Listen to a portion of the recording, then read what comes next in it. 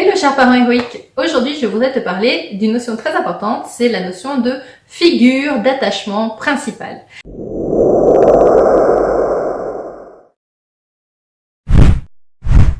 Alors, qu'est-ce que ça veut dire? La figure d'attachement principale, en fait, c'est la personne ou les deux personnes auxquelles l'enfant va principalement s'attacher, comme son nom l'indique, et que donc, en fait, à travers ce lien, c'est là où l'enfant va vraiment réussir à faire passer tout ce qu'il est. Donc, dans tout ce qu'il est, il va y avoir tout le positif, donc il va envoyer le positif, mais aussi le négatif. Et souvent, c'est ça, en fait, qui va poser une contrariété, on va dire, à la maman de bébé aux besoins intenses, qui est souvent donc sa figure d'attachement principale, et qui ne va pas comprendre pourquoi est-ce que ça se passe plutôt pas mal avec d'autres, voire ça se passe super bien avec la nourrice, et que quand elle rentre le soir avec son bébé aux besoins intenses, et ben ça se passe mal avec elle.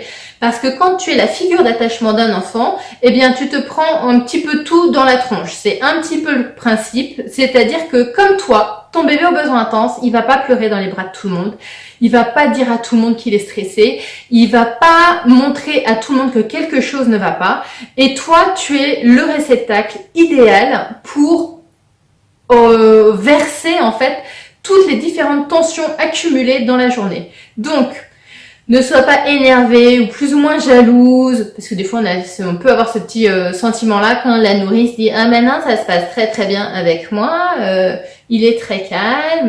Voilà. Alors des fois elle le dit pas, hein, des fois elle dit que ça se passe aussi mal avec elle, et parfois ça peut nous contenter un petit peu, c'est mal, ce n'est pas bien.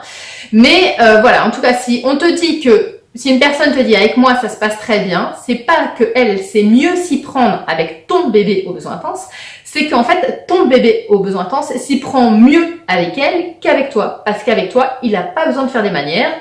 Je sais, je caricature, mais avec les autres, eh bien il va vouloir aussi, il va plus prendre sur soi, puis il va cacher son stress, il va cacher ses tensions.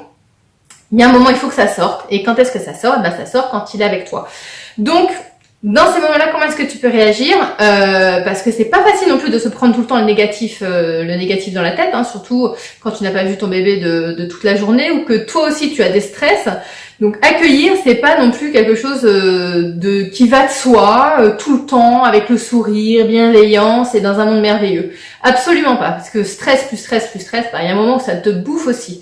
La meilleure façon en fait d'essayer de contourner en fait ce stress-là pour ne pas qu'il vienne en toi, c'est que tu prends ton bébé et que dès les premiers instants, tu essayes de partir un maximum dans le câlin. Donc en partant dans le câlin, il y a déjà beaucoup de tensions chez ton bébé qui vont descendre, et il va peut-être y avoir des crises dans la soirée. Peut-être qu'il va te manifester en fait de la colère à certains moments, mais ce sera déjà désamorcé entre guillemets, un petit peu dégoupillé, parce que le premier temps qu'il aura eu avec toi, ce sera un temps de câlin. Et parfois, l'enfant, quand il va te voir, il va fondre en larmes et il va avoir besoin de pleurer. Écoute, à ce moment-là, ne culpabilise pas, mais il pleure sa journée, entre guillemets, il pleure son stress.